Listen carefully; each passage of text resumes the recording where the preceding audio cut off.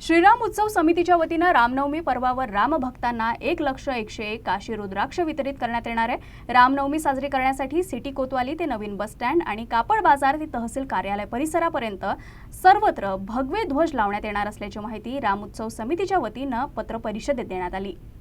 यावेळी समितीचे प्रमुख मार्गदर्शक नितीन खंडेलवाल, समितीचे अध्यक्ष विक्रांत देशमुख, स्वागताध्यक्ष संतोष हेडा, महामंत्री भरत कुमार मिश्रा, माजी नगरसेवक पवन पाडिया, महिला शाखा संयोजिका रचना ठाकरे आदी उपस्थित होते।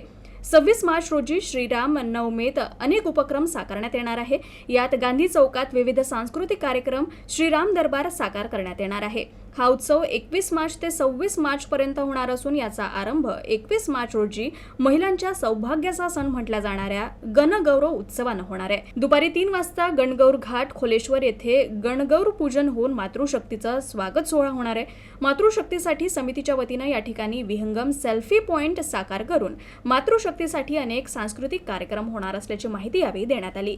सांस्कृतिक कार्यक्रमांसह 6 दिवस विविध उपक्रमांचं आयोजन करण्यात आलंय।